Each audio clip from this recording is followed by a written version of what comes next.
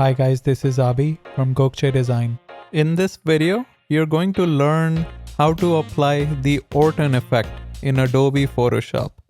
Let's start by duplicating your background layer. Next, right-click and convert to Smart Object so we can modify it non-destructively. Now change the blend mode of this layer to linear burn. Click on the filter from the top menu and choose Gaussian Blur from the Blur dropdown. Play with the radius value depending on the amount of glow you would like. For this image, I'll choose 70 pixels. Now duplicate the linear burn layer and change the blend mode to screen. Reduce the opacity of this layer to around 50%.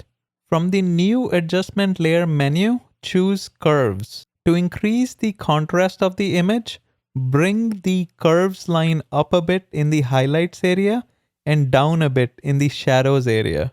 If you would like to go one step further and adjust the color balance, click on the new adjustment layer button and choose color balance. Play around with the cyan, magenta, and yellow slider for the highlights, shadows, and midtones dropdowns one at a time to your liking. Finally, let's look at the before and after images. Looks good to me. Make sure you like, subscribe, and turn on the notification bell. Until next time.